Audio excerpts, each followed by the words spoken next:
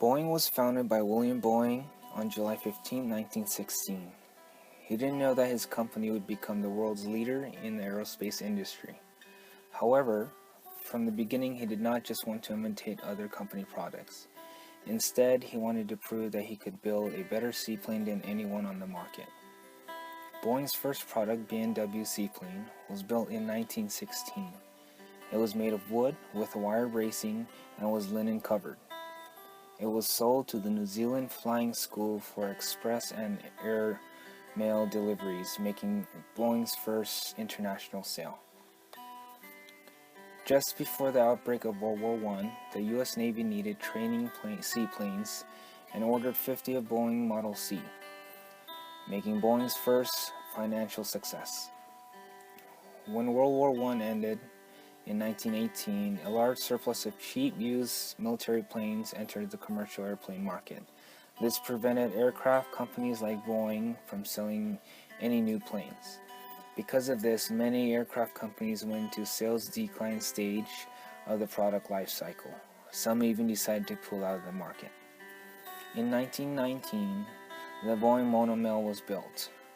It was one of the first metal monoplanes. It was very fast, aerodynamic, and it had a retractable landing gear. It started off just carrying mail, then evolved to a 6-passenger cabin, then later converted into an 8-passenger airliner. Boeing's innovative plane designs were so revolutionary. The Boeing 247 airliner was all metal, twin-engine, 10-passenger plane. It was the first of its kind and was very fast, streamlined, and aerodynamic, creating a competitive advantage in the commercial airline market. Boeing and their rival competitor Airbus, a European-based manufacturer who offers very similar products, has been considered as a duopoly, a form of oligopoly in a large commercial airplane market. Other manufacturers such as Lockheed Martin and Harbin were no longer able to compete effectively and withdrew from the market. Companies like Rockwell Aerospace and McDonnell Douglas Corp merged with Boeing, forming the largest aerospace company in the world. Boeing expanded their production line with products like the 737, best-selling jetliner in history, the 747, first jumbo jet, the 777, first jetliner to be 100% computer design, and the 787, a totally new airplane for the new world. All these breakthrough product ideas help establish Boeing's brand identity. Boeing product sales grew very quickly and are now a well-known brand. Boeing's proven skills, innovative product development, and strategy designs to reach its target markets have resulted in remarkable growth. The company was based out of Seattle for nearly a century until they moved headquarters to Chicago in 2001. Even after the move, Seattle still played an integral role in the company because this is where they have their main manufacturing plant. When Boeing did move to Chicago in 2001, the company also established Boeing International, which was designed to help grow the global business by expanding the company's influence, impact, and image internationally. This also helped build a strong local presence across a diverse and dynamic global market, and allowed Boeing to leverage global intellectual, financial, and industrial capabilities. One of the challenges faced by expanding internationally was cultural and legal differences. In order to accommodate for this, Boeing works alongside governments and is flexible with their business strategy to comply with diverse laws, customs, and cultures. Even though Boeing is expanding their international presence, they are still working within the nation as well. They recently spent more than $32 billion with their suppliers and vendor partners, who support more than 1.2 million jobs annually. This just goes to show that they still want to expand within the States, even if they do outsource some of their manufacturing process. External environment is defined as the factors outside of a business that influence its decisions. These factors can be based on competition, political, economic, technological, social, cultural, or even a combination of these. Each of these different types of an external environment will affect a different P in the marketing mix. With airlines, the external environment plays a key role in how many planes must be purchased, and in such, how many must be made. The perfect example of an external environment is with 9/11. The attack was something Boeing had zero control on, yet greatly impacted the company in a negative way. After the attack, people were afraid and didn't want to use flight as a method of transportation. This shift in demand caused less flights to be needed, which in turn lowered airlines' demand for new aircrafts. This is something that can be scary about running a company.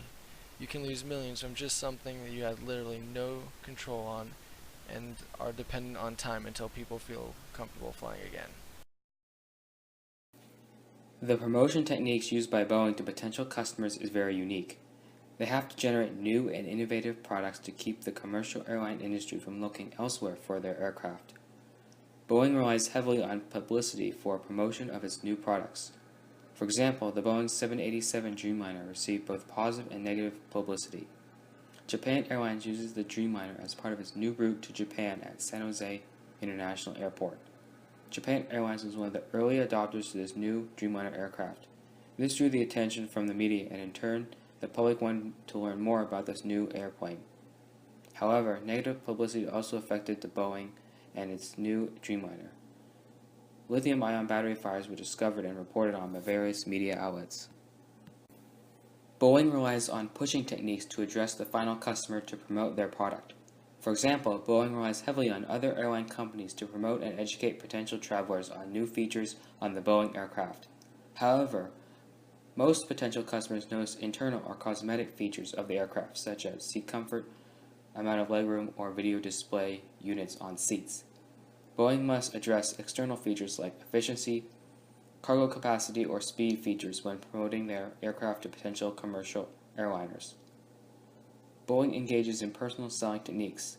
Since the commercial airline industry is very small, spending valuable advertising dollars on mass selling is wasteful. The managers of Boeing must be diligent in directing sales managers and promoting Boeing as an innovative company that will always serve the needs of their customers. While there is high brand awareness with the Boeing brand name, a typical consumer does not purchase Boeing products. Instead, the Boeing brand name is confidence assurance to both the businesses who purchase commercial jets to the individual travelers that ride on Boeing airplanes. The promotion aspect of Boeing is limited primarily toward commercial airline companies. However, some of Boeing's promotional dollars go to fixing publicity disasters like the Boeing 787 Dreamliner's early malfunctions. A task method must be implemented in order to control the amount spent on advertising. Nevertheless, Boeing relies on word of mouth and commercial airline advertising to keep its positive image. Because of the unique target market and the sheer size of the aircraft they sell, the price at which they sell their products are very high. Not hundreds, nor thousands, but Boeing sells their products for millions and millions of dollars. Their 737s range in between $76 and $109 million. The 767 aircraft family sells at around $185 million, while their most expensive plane, the 747-8 Freighter, sells at an average of a whopping $357 million. The selling price at which Boeing sells their product is completely dependent on configurations of each model and who they actually sell it to. These configurations include performance capability, interiors, avionics, and fuel capacity. Obviously, an airliner will pay more for an aircraft with more bells and whistles. Also, since the price of the product is so high, there is much room for negotiation. Also present is the ability for their customer to influence how much Boeing can actually sell their product for, which is a classic example of bid pricing. With bid pricing, the customer ends up determining the final selling price. This is only possible because selling is order-based and there are only so many orders placed in a year. For the current year, in 2013, Boeing has only sold about 955 orders. This is a sign that they focus away from the sales-oriented objective. Since all of the lines of product generally sell at an average price, there is also aspects of full-line pricing in effect. Full-line pricing is defined as the setting price for a whole line of products.